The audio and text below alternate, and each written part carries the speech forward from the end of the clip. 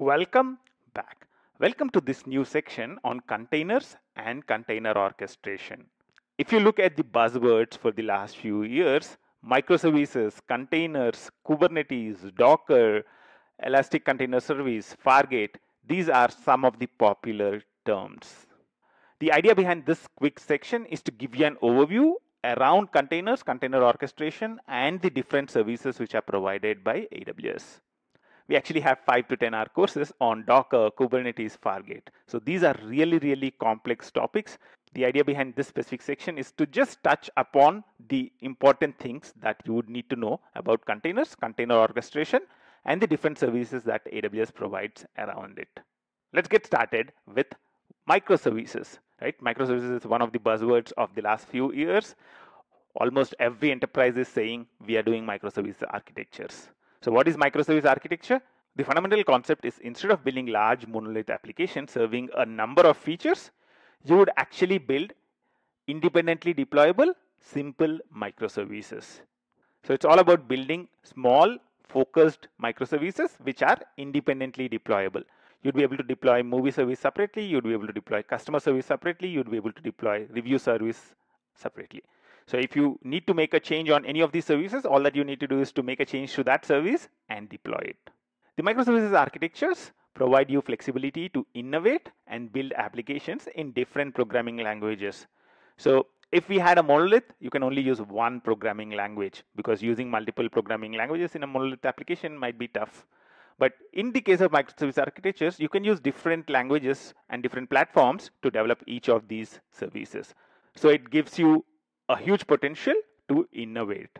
So you can build customer service in Go, you can build review service in Java, or you can build your booking service in Python. And as they say, with great flexibility comes great problems. One of the challenges with the microservices architecture is the fact that deployments can become complex. Now, if you have a Java application, the way you deploy it might be different from the way you deploy a Python application. And it might be different from the way you deploy a JavaScript application. So your operations team job can become difficult. Monitoring a Java application might be different from monitoring a Python application. How can we have one way of deploying and monitoring different kinds of microservices which are developed with different kinds of languages? Enter containers. So that's where containers came in, and Docker is one of the most popular way of building container images. So what does Docker allow you to do? It allows you to build Docker images for each of the microservices. So what do you do with Docker? You can use Docker to create Docker images for each of the microservices.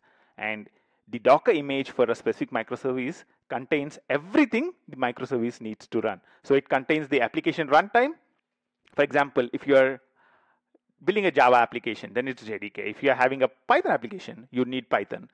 If you have a Node.js application, you need Node.js runtime. So the Docker image contains the application runtime, it contains the application code, it contains the different dependencies that your application needs as well. So the Docker container contains everything that you would need to run your microservice. And because of this, you can use these images to create containers and run them anywhere. So whether you have a Java application, whether you have a Python application, whether you have a Go application, once you have a Docker image, you can run it the same way in your local machine or in your corporate data center and in the cloud. All that you would need to do is to install something called a Docker engine. Once you have a Docker engine, you can run multiple containers belonging to different microservices on your infrastructure. The infrastructure can be your local machine or corporate data center or the cloud. And this gives you a lot of flexibility with your microservices architectures. Now, what are the advantages of going for Docker? The Docker containers are lightweight. Earlier, virtualization was done using something called virtual machines. Virtual machines were heavyweight. Why is this important? When we were using virtual machine, if let's say the power of your CPU is let's say 100, when we were using virtual machines, we were only able to use 50% of the power of your CPU. But with Docker containers, it can go up to 80 to 90%. So with Docker containers, you'll be able to better utilize whatever power your hardware is providing you with. The other important thing is Docker also provides great isolation for these containers. This container might be microservice 1, this container might be microservice 2, the other one might be microservice 3. Docker would ensure that even if one of these containers has a problem, the other containers are isolated from that problem. And also Docker provides security so that these containers cannot access the information related to the other containers.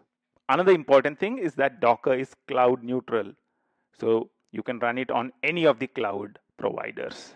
So Docker makes it very, very easy to create Docker images for your microservices. The microservices can be Java, Python, or any other language, any platform. You can create a Docker image, and Docker makes it very, very easy to run a container based on that specific image. However, you'd want to manage thousands of containers belonging to multiple microservices.